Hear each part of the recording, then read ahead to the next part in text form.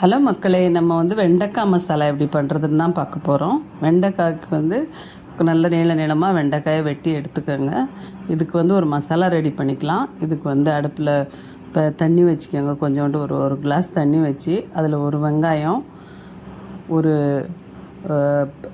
3 பல் பூண்டு, அப்புறம் கொத்தமல்லி தண்டு, அப்புறம் கேஷ்யூ நட் முந்திரி பயிர் ஒரு 6-7 எடுத்து போட்டுக்கோங்க. ஒரு சின்ன துண்டு இஞ்சி, ஒரு தக்காளி, காஷ்மீரி சில்லி ஒரு 3, நார்மல் சில்லி ஒரு 2, இதெல்லாம் போட்டு நல்லா வேக விட்டுருங்க.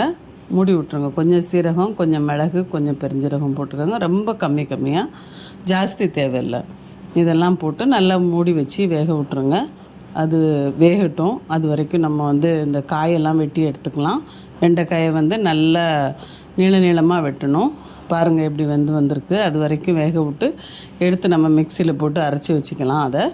அந்த பேஸ்ட் தான் நம்ம யூஸ் பண்ண போகிறோம். நம்ம வெண்டைக்காயை கொஞ்சம் ஒரு இன்ச் அளவு நீளத்துக்கு நம்ம நல்லா கட் பண்ணி எடுத்து வச்சுக்கலாம் எல்லா வெண்டைக்காவையும்.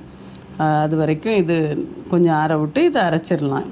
அதுக்கு தான் இதை காட்டுறேன்னா, இதை நம்ம ஆற விட்டு அரைச்சி இது எடுத்து வச்சிடலாம் தனியாக. இப்போ வெண்டைக்காயை நம்ம நீளமாக கட் பண்ணி எடுத்து வச்சுட்டு நம்ம அதை ஃப்ரை பண்ணிக்கலாம்.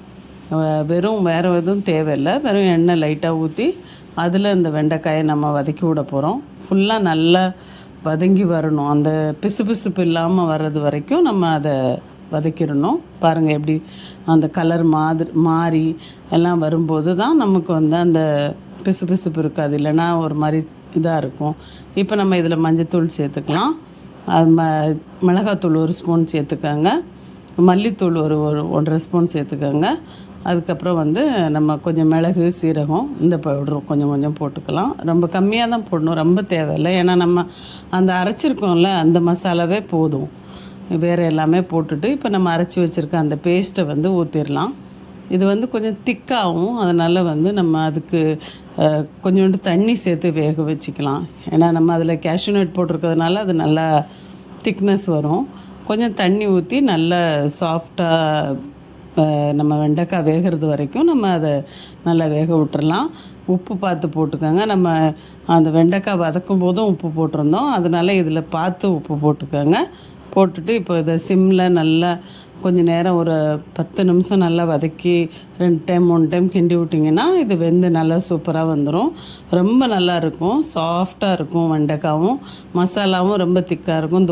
தோசை, இட்லி எது கூடனாலும் சாப்பிட்லாம். நீங்கள் சப்பாத்தி கூடயும் சாப்பிட்லாம். ரொம்ப நல்லாயிருக்கும். கண்டிப்பாக செஞ்சு பாருங்கள்.